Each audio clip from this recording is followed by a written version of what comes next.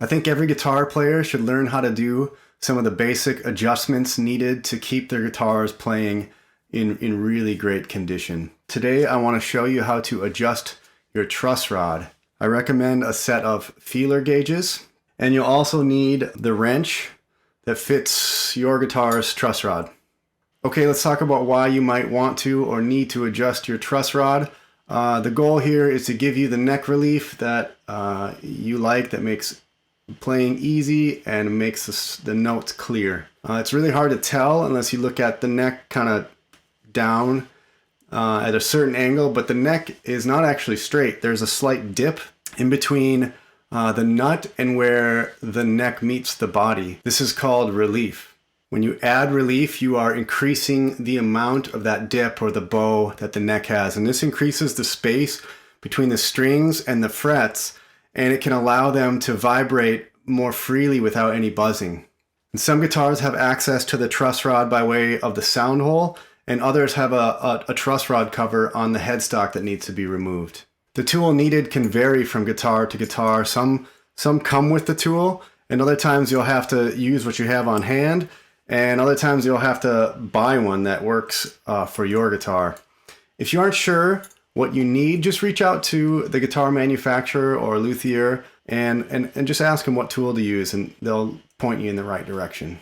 I've got my guitar on my bench. I like to put a towel under the guitar to keep it from getting scratched. And for as long as I've been meaning to make or buy a little cradle for the neck of the guitar while I work on it, I still haven't, and I just roll up a towel and put it under the neck to get the headstock up and off the bench. The first thing to do is to figure out which way you need to turn the rod. You do this by fretting the low E at the first fret and then where the neck meets the body, and then you measure the distance between the string and the fret between those 2 points. To make this easy, you can put a capo on the first fret. You can do this by feel if you do it often, but I just use the tools, and that way I know I'm accurate and consistent.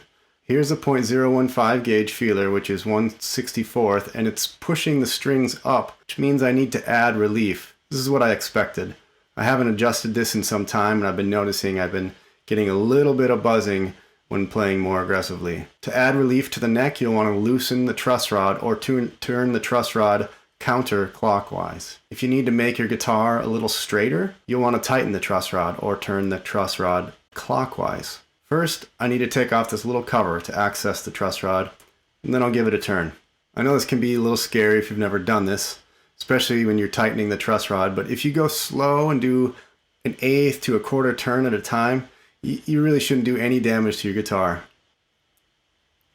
My first turn didn't quite get me there, so let's loosen it a little bit more.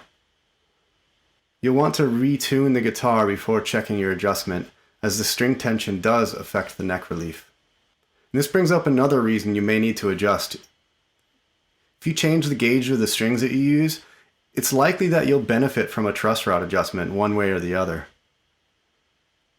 Also, keep in mind some necks, they don't want to adjust right away. It's best to make small adjustments and let the neck settle overnight to ensure you don't over adjust.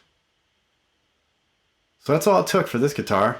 I'll recheck it tomorrow to make sure it's still good, but it's really that simple. I hope this is helpful and gives you the confidence you need to make these adjustments on your guitars. With some basic tools and knowledge, it's something any guitar owner can do. If you have any questions, please let me know in the comments.